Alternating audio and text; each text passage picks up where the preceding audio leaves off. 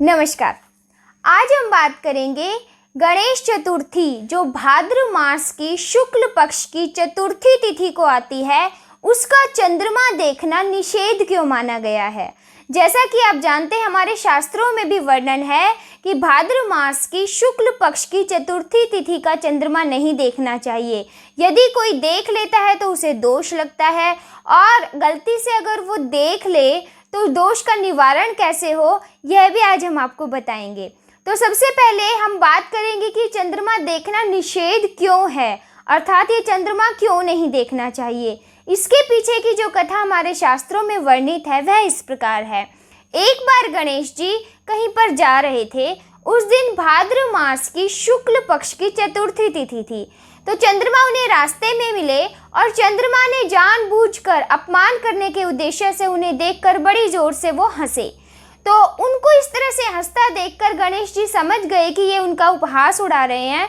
तो गणेश जी ने क्रोधित होकर चंद्रमा को ये श्राप दिया कि जो भी भाद्र मास की शुक्ल पक्ष की चतुर्थी तिथि को तुम्हारा दर्शन करेगा, तुम्हें देखेगा, उसे मिथ्या दोष लगेगा, कलंक लगेगा। उसने कोई काम नहीं भी किया होगा तो भी उसे उसका दोष लग जाएगा। तब चंद्रमा बहुत डर गए और उन्होंने क्षमा प्रार्थना की, परंतु गणेश जी ने कहा श्राप तो नहीं हट सकता। तो इस श्राप का निवारण जब भगवान द्वापर युग में जन्म लेंगे तब वो ही बताएंगे। तो इस तरह से यह बात कि चंद्रमा देखना निषेध क्यों है, यह एक कारण है। अब हम बात करते हैं कि यदि कोई चंद्रमा देख ले उस दिन, गलती से अगर उसे दिखाई दे जाए, तो दोष से बचने का, दोष के निवारण का क्या उपाय है। तो वह उपाय है स्यमंतक मणि की कथा। यदि गलती से आपको चंद्रमा के दर्शन हो गए तो आप स्यमंतक मणि की कथा अगर सुन लेते हैं तो आपको दोष नहीं लगेगा, दोष का निवारण हो जाएगा। तो स्यमंतक मणि की कथा क्या है कि द्वापर युग में जब भगवान विष्णु ने श्री कृष्ण बनकर जन्म लिया, तो द्वारिका में के जब वो राजा हुए तब की एक बात है। उनके राज्य में सत्राजित नामक एक व्यक्ति रहता था। उसका एक छोटा भाई था प्रसन्नजीत। सत्राजित सूर्य भगवान का बहुत बड़ा भक्त था और प्रतिदिन वह सूर्य भगवान की आराधना किया करता था। उसकी आराधना से प्रसन्न होकर भगवान सूर्य ने उसे स्यमंतक मणि दी। वह मणि सूर्य के समान तेज से प्रकाशित थी और वह प्रतिदिन बहुत सारा सोना उगला करती थी। तो यह बात जब पूरे समाज में फैली कि सत्राजित के पास एक ऐसी मणि है जो प्रतिदिन सोना उगलती है, तो यह पूरे समाज में फैलती हुई राज दरबार तक भी गई। और एक बार जब श्री कृष्ण अपना राज दरबार, राजसभा लगाकर बैठे थे, तो उसमें सत्राजित भी वहाँ पर उपस्थित था। तो वहाँ उपस्थित कुछ गणमान्य व्यक्तियों ने कहा कि सत्राजित, इस तरह की मणि जो है वो आम नागरिकों के पास शोभा नहीं पाती, इसे तुम राजा को दे दो, अर्थात श्री कृष्ण को दे दो। इससे जो प्रतिदिन सोना मिलता है वह सोने को अपने प्रजा के भलाई के कार्यों में लगाएंगे। भगवान श्री कृष्ण ने कुछ नहीं कहा था, यह अपने आप ही उन गणमान्य व्यक्तियों के मन में बात आई थी और उन्होंने सत्राजित के सामने इसे रख दिया था। सत्राजित ने उत्तर कुछ भी नहीं दिया, अपितु वह बिना कोई उत्तर दिए वहां से चला गया। और उसके मन में कहीं यह बात घर कर गई कि हो ना हो श्री कृष्ण की नज़र मेरी मणि पर है। और यह बात उसने अपनी पत्नी को भी बताई कि मुझे ऐसा लगता है कि श्री कृष्ण की नज़र मेरी मणि पर है, पर तुम यह बात किसी से कहना मत। तो इस तरह से यह बात चली गई। कुछ समय बाद उसका छोटा भाई प्रसन्नजीत किसी जंगल से होकर दूसरे शहर को जा रहा था। उसने अपने भाई से वो मणि ली और अपने गले में बांध ली और वो वहाँ से अपनी यात्रा को चल दिया। जब वो जंगल के रास्ते पहुँचा तो वह रास्ता भटक गया और एक शेर मिला और शेर ने उसे मार दिया। परंतु यह बात किसी को पता नहीं चली कि प्रसन्नजीत को शेर ने मार दिया। सभी ने यह सोचा कि वह पता नहीं कहाँ गायब हो गया तो यात्रा पर था, वापस नहीं आया, पता नहीं उसके साथ क्या हुआ। जब बहुत समय तक वह वापस नहीं आया तो सत्राजित ने अपनी पत्नी से यह कहा कि मुझे ऐसा लगता है क्योंकि श्री कृष्ण की नज़र मेरी मणि पर थी, तो हो सकता है कि उनके गुप्तचरों द्वारा यह पता चल गया कि प्रसन्नजीत मेरी मणि लेकर यात्रा पर निकला है और हो सकता है कि उन्होंने प्रसन्नजीत को मरवा कर वह मणि ले ली हो। पर तुम यह बात किसी से कहना मत। तो उसकी पत्नी ने कहा ठीक है। कुछ समय तो उसकी पत्नी ने इस बात को गुप्त रखा, परंतु फिर उसने अपनी एक बहुत ही खास सहेली को इसके बारे में बता दिया और इस तरह से बात फैलती फैलती पूरे राज्य में फैल गई और राजसभा तक भी चली गई कि भगवान श्री कृष्ण के ऊपर मणि चुराने का दोष लग चुका है, यह कलंक उनके ऊपर लग चुका है। तब भगवान श्री कृष्ण को ध्यान आया कि उन्होंने भाद्र मास की शुक्ल पक्ष की चतुर्थी तिथि के दिन चंद्रमा का दर्शन किया था। तो उन्हें यह भी याद आ गया कि ओहो, ये इस तिथि का चंद्रमा तो श्राप से ग्रसित है कि जो उसे देखेगा उसे कलंक लग जाएगा। तब उन्होंने निश्चय किया कि इस कलंक को मैं अवश्य दूर करूँगा और जो भी इस चंद्रमा को देख लेते हैं उन्हें कैसे दोष से मुक्त वो हो सके, इसका भी उपाय करूँगा। तब वो कुछ गणमान्य व्यक्तियों को लेकर प्रसन्नजीत की खोज में निकल पड़े। जिस रास्ते से वो गया था वो उस रास्ते पर गए। काफ़ी दूर चलने के बाद उन्हें जब घोड़े के निशान मिलने बंद हो गए, जो प्रसन्नजीत का घोड़ा था उसके निशान मिलने बंद हुए, वहाँ से शेर के पंजों के निशान मिलने प्रारंभ हुए और उन शेर के पंजों के निशानों का पीछा करते करते वो एक गुफा तक पहुँच गए। बहुत ही भारी और बड़े बड़े पत्थरों से वो गुफा का जो दरवाज़ा था, जो मुख था, वो बंद था और बड़ी भयानक सी गुफा प्रतीत होती थी।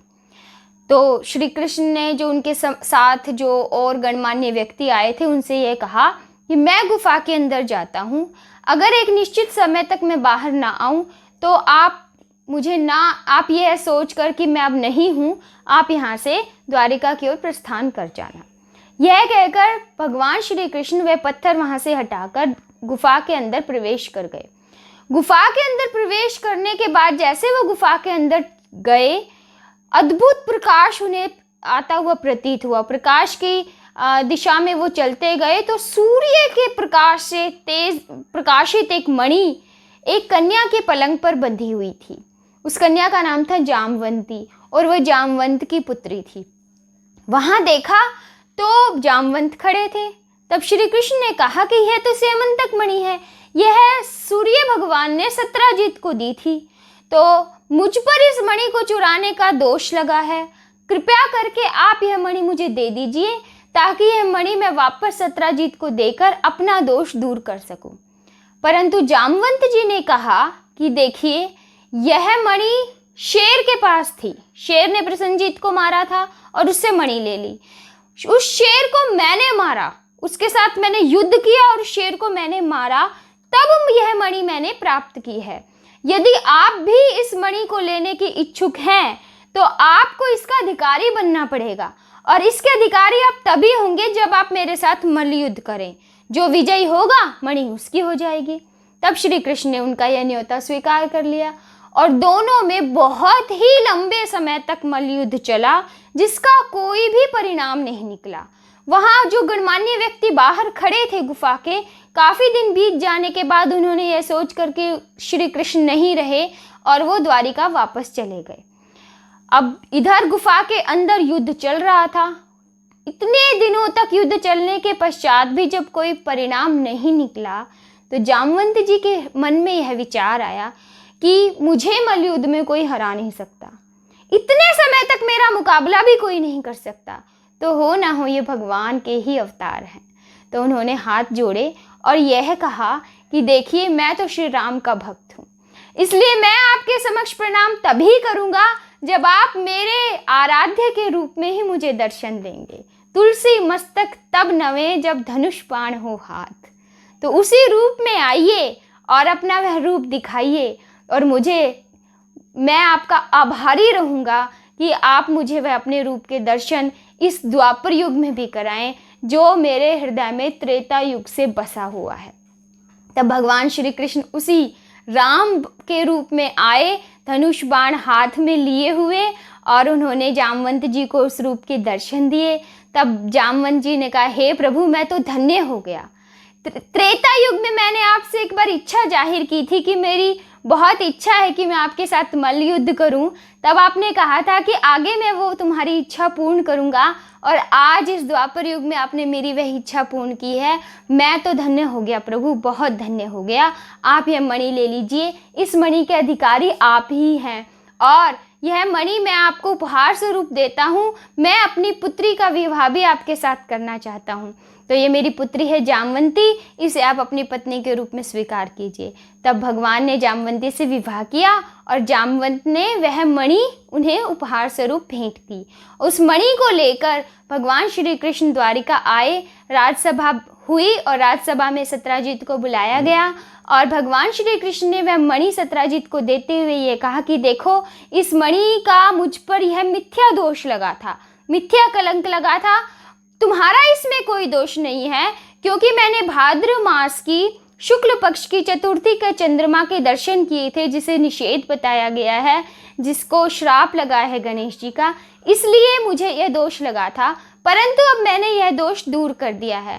तो जो भी गलती से भी अगर उस चंद्रमा के दर्शन कर लेगा, वह यह सैमंतक मणि की कथा सुनेगा, तो वह दोष से मुक्त हो जाएगा, उसे दोष नहीं लगेगा। तो यह उपाय है, यह कथा है। अगर आप गलती से उस चंद्रमा के दर्शन करें तो आप ये कथा सुनिए, आपको दोष नहीं लगेगा। एक उपाय और भी है, यदि चंद्रमा से पहले आने वाली दूज के दिन भी आप चंद्रमा को देख लेते हैं, उसके दर्शन कर उसे प्रणाम कर लेते हैं, तो भी आपको चतुर्थी के चंद्रमा के दर्शन का कोई भी दोष नहीं लगेगा। तो मुझे बड़ी आशा है कि ये कथा आप सुनेंगे, और यदि आप गलती से दर्शन कर लें तो ये कथा अवश्य सुने, इससे आपके दोष का निवारण होगा। इसी तरह की कुछ और धार्मिक और रोचक कथाओं के साथ हम आपसे मिलते रहेंगे। तब तक के लिए नमस्कार।